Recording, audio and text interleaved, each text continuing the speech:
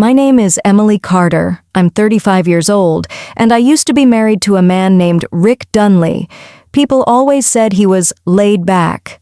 A guy's guy, the kind who's great with his brothers, laughs at everything, and doesn't take life too seriously. What they didn't see was how often that laugh came at my expense. Rick wasn't violent. He didn't scream or curse, but he dismissed me, over and over. With sarcasm, with silence, with that look that said, "You're being dramatic again." I spent years thinking maybe I was, that if I just stopped reacting, he'd start listening. But then came the day he drove away, and finally, so did I. We were driving through Montana, long road behind us, not much ahead. He said he was too tired to get out, so I went into the station to grab him a cold drink. I left my phone and wallet in the truck. It was 2 minutes, maybe 3. When I came out, the truck was gone.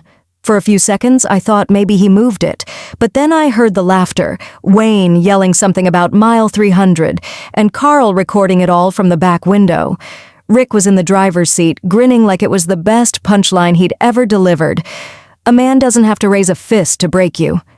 Sometimes he just leaves and laughs while you stand there wondering why. I stood there, heart racing, hands empty. The heat pressed down. Dust swirled at my feet. People passed. No one stopped. And still, I waited. 5 minutes, 10, then almost an hour. Right before my phone died, I got one text. Just one. "Don't be mad, babe." Just a joke. That was the last time I heard from him. But honestly, the part that hurt more than being left behind was realizing I'd already been abandoned a long time ago, in arguments he wouldn't have, in feelings he wouldn't acknowledge, in rooms where I felt like a ghost in my own marriage. That day at the gas station didn't break me. It cleared the fog. It gave me the clarity I needed to stop waiting and start walking. And if you've ever stood in your own version of that parking lot, alone, dismissed, quietly unraveling, I want to say this to you. You're not the problem. You're just finally seeing what was always there.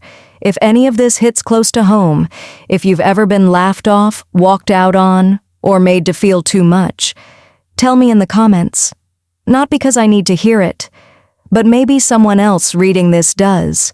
And maybe, just maybe, your story will give them the courage to stop waiting too. I didn't cry on the ride out of that gas station.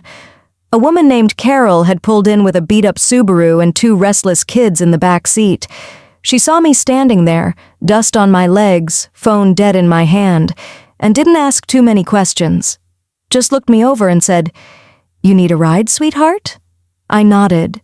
She drove me 2 towns over, offered me half of her water bottle, and even gave me $10 when she dropped me off at the bus station.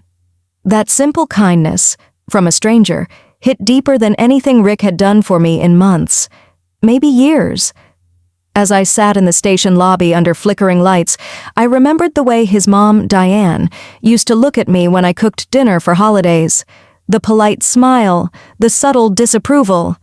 I remembered how his sister, Rachel, laughed when I told her I was feeling burnt out and just needed a break. "Girl, you're too sensitive. Rick's lucky you don't have my temper. I had done everything right.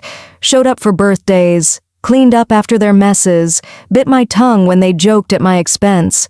Every single time I felt like I was cracking, I told myself, this is what it means to be part of a family." But here's the thing I learned that night. Waiting for a bus to nowhere. If you have to hurt quietly to belong, you don't belong. When I didn't come home that night, or the next, not one of them called. Not Diane, not Rachel, not Rick. The same people who had eaten at my table for years, who'd called me family, didn't even bother to check if I was alive. The first betrayal was him driving away. The second was realizing no one in his life ever thought I was worth turning around for. It wasn't just Rick I walked away from. It was all of them. That realization settled in slowly, like peeling paint. At first I thought maybe they were just giving me space. Maybe Diane would call and say she was sorry. Maybe Rick would show up in tears. But instead, 3 days later, I saw Carl had posted the video, the one of me standing at the gas station looking confused and humiliated. He uploaded it with the caption, "When your sister-in-law can't take a joke." Thousands of views, dozens of comments, people laughing at my pain, and not a single person in that family told him to take it down. I wasn't just humiliated, I was exposed by the people who were supposed to protect me. I used my last bit of charge to message Aunt Ruth, my mom's older sister who lived up in Oregon. We hadn't spoken in years, not because we were on bad terms, just life happened. People drift. But when I sent, "Can I come stay for a while? I don't know where else to go," her reply came just minutes later. "Come home. We'll figure it out," and that's when it hit me. Family isn't who shares your name. It's who opens the door when your world falls apart. The next morning, I bought a one-way ticket north. I didn't know what I'd do when I got there. I didn't even know who I was anymore. But I knew this. I wasn't going back. I had spent so long trying to prove I was good enough to be loved, quiet enough to be accepted, useful enough to keep. But I was done performing. No one clapped anyway.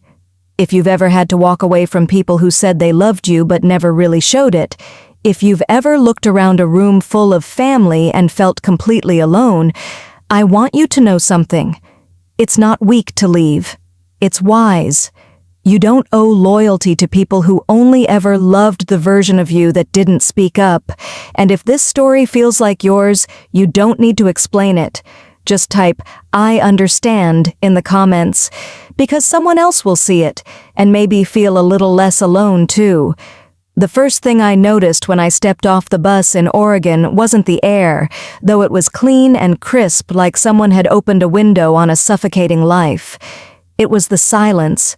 Not the dead kind, not the kind that follows a fight or a slammed door. This was soft, living silence, birdsong in the trees, a breeze that moved like it had nowhere to be, the distant sound of wind chimes on a porch. And there she was, Aunt Ruth, standing by an old blue truck, hands tucked into the pockets of her faded cardigan, as if she'd been waiting for me all along. She didn't say much, didn't ask for an explanation or retell the past. She just opened her arms and let me rest my head on her shoulder. That night, I slept for 15 hours straight. Aunt Ruth's house sat on the edge of a sleepy coastal town, the kind of place with more gulls than traffic, where time didn't rush, it meandered. Her home smelled like lemon polish and fresh laundry. The couch creaked when you sat on it, and the radio only picked up one station that played old country ballads. I hadn't heard that kind of quiet in years. She gave me space. She didn't push, didn't ask what Rick did or what I left behind. She just folded towels beside me and said, "You don't owe anyone your story until you're ready to hear it yourself." For the first few days, I did almost nothing, just existed. Drank coffee, sat on the porch wrapped in a borrowed sweater, watched fog roll in off the ocean like a living thing, and for the first time in as long as I could remember, I didn't feel the need to explain myself. A week later, Aunt Ruth slid an envelope across the kitchen table. Inside was a handwritten note and a few crumpled bills. "I spoke to my friend over at the diner," she said softly. "She needs someone part-time. Told her your name is Emily Morgan, my mother's maiden name. It fit like a coat I hadn't worn since childhood. Familiar, sturdy, mine." I stared at the paper for a long time. That name wasn't just a disguise. It was permission to start over. The diner was a tiny place near the water, red vinyl booths, sticky menus, a grumpy coffee machine that wheezed every time you asked too much of it. I worked mornings, poured coffee, wiped counters, took orders with a soft smile that slowly started to feel real again. People didn't ask much, just called me Morgan and left good tips. The cook, Judy, didn't care where I came from as long as I showed up on time and didn't complain about the grease traps. The work was hard but honest. My feet ached by noon, my back by 3. But my heart? It hurt a little less every day. I started sleeping through the night. I started noticing the color of the sky again. I started humming under my breath without realizing it. No one clapped. No one posted about my progress. But that's the thing about healing. It's quiet. And quiet doesn't mean weak. One evening I sat on the porch with Aunt Ruth, both of us wrapped in blankets, sipping tea as the sun dipped behind the pines. I told her about the gas station, about the silence that followed, about the video that went viral, the family who never once called, the shame I carried like a second skin. She didn't flinch. She didn't pity me. She just reached out, squeezed my hand, and said, "They didn't break you, honey. They just showed you who they really were, and now you get to decide who you want to be." That night I looked in the mirror and saw someone I hadn't seen in years. Not the wife, not the scapegoat, just me. If you've ever had to go quiet to survive, if you've ever disappeared just to breathe again, I want to tell you something no one told me. Starting over isn't shameful, it's sacred, and you don't have to prove your pain to be allowed to leave it behind. If this part of the story feels familiar, if you've ever whispered, "I can't do this anymore," into your coffee cup and meant it, then leave a comment. Say, "Still standing." Say, "Still here." Say whatever helps you believe it, because sometimes the bravest thing we do is stay soft in a world that tried to harden us. It started on a Tuesday. The diner was half empty, rain slid down the windows like someone had left the world running. I was restocking the napkin dispensers when the bell over the front door jingled, and in walked a man, soaking wet, blood running down the side of his shirt, eyes wild with pain. For a second I froze. I thought it was a prank, a test, maybe even a hallucination. But then I saw the way his hands trembled, the way his voice cracked. "Help?" he said, before collapsing just a few feet from the counter. I didn't think. I moved, dropped to the floor, pressed a towel against his side, whispered, "You're going to be okay. Just stay with me." Judy called 911. The ambulance came fast. They worked on him right there, on the linoleum tile I'd mopped that morning. As they loaded him onto the stretcher, he grabbed my wrist. "Thank you," he said. His voice was hoarse, like it hadn't been used in a while. I nodded. I didn't even know his name. 2 days later, he came back. He was limping, stitched up and pale, but upright. Same dark eyes, same quiet energy. He ordered black coffee, sat at the booth by the window, said very little. "Still bleeding?" I asked, trying to smile. "Not today," he said. And then, after a pause, "My name's Tom." That's how it began. He came back every few days. Same table, same coffee. Sometimes he'd read a crumpled old newspaper. Sometimes he'd just stare at the water like he was waiting for something to rise from it. I didn't ask what happened. He didn't ask what brought me here. We kept our stories to ourselves, and maybe that's why it worked.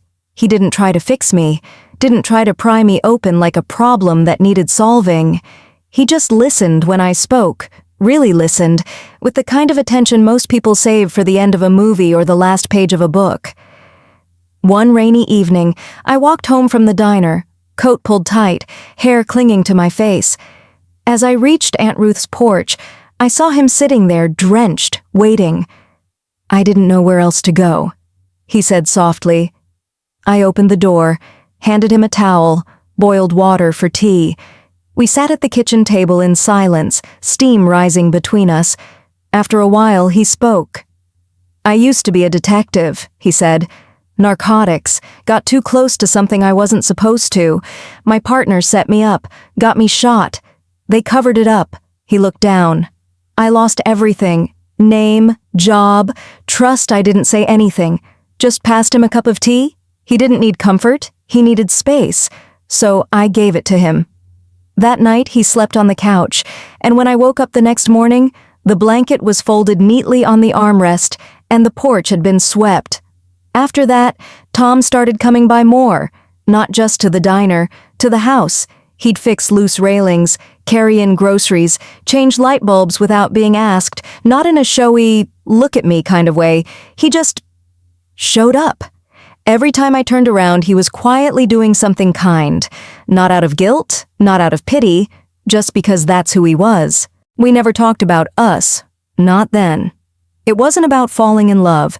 It was about learning how to stand still with someone and feel safe. Some days we sat in silence on the porch. He'd hum old tunes. I'd knit lopsided scarves. Some days we'd laugh. Not the wild, manic laughter I used to hear in Rick's truck, but the quiet kind. The kind that feels like an exhale. He wasn't a hero who rescued me. He was a man who let me rescue myself and stayed close enough to catch me if I stumbled. And after years of being talked over, laughed at, brushed aside, being seen felt like a revolution. If you've ever been the strong one, the quiet one, the one who keeps showing up even after the people you love stop noticing, I see you. You don't need someone to fix you. But if you're lucky, you might find someone who waits beside you while you fix yourself. If you have, tell me about them in the comments. And if you haven't yet, just type, "I believe he's out there." Because sometimes healing doesn't come with fireworks. Sometimes it shows up in a man with tired eyes and steady hands who knocks, waits, and never asks for more than you're ready to give. It was late September when the knock came. A soft, deliberate knock, the kind that doesn't come from strangers. I was in the kitchen, wiping down the counters after dinner. Aunt Ruth was at her church group. Tom was fixing the hinges on the guest room door. Nothing felt unusual until I heard the porch floor creak beneath heavy footsteps. When I opened the door, I couldn't breathe. There he was. Rick. He looked older. Gaunt. The smugness he used to wear like cologne was gone. His hair was longer. His eyes hollowed. He raised both hands slowly, as if trying not to scare me. "Emily," he said softly, "please, can we talk?" I didn't answer right away. My brain scrambled for logic. How did he find me? I hadn't used my real name. No social media, no contact. I hadn't so much as whispered Rick in 3 years. Then I heard it, steady footsteps behind me. Tom. He stepped beside me in one fluid, quiet motion, not aggressive, just present, protective, solid. Rick blinked, caught off guard. "Who are you?" Tom didn't flinch. "Who are you?" Rick's voice caught. I'm her husband." That word, husband, as if it still meant something, as if he hadn't left me in the dust with a laugh and a camera. I stepped forward, my voice calm. "I'm not your wife." Rick's jaw tightened. His eyes darted between me and Tom. Just give me 5 minutes, please." I glanced at Tom. He gave a small nod. "I've got this," I whispered. We stepped onto the porch. I closed the door behind me. The sky was moody, clouds low, wind smelling of salt and pine. Rick shoved his hands into his jacket pockets like a teenager caught doing something wrong. "I've been looking for you," he started. I didn't say a word. He swallowed hard. "After the video, when Carl put it up on their podcast, it blew up. People were furious. I didn't even know they'd talked about it until someone tagged me. They thought it was hilarious." His voice cracked. "I didn't." I raised an eyebrow. "Didn't you?" Rick looked down. "I left them. The podcast. The business. I've been trying to fix my life. Trying to find you." I studied him. The old me might have cried, might have softened, but I wasn't that woman anymore. "You thought it was funny," I said. "You all laughed. You didn't come back." He winced. "I thought you were mad. That you'd cool off and come home." I wasn't mad.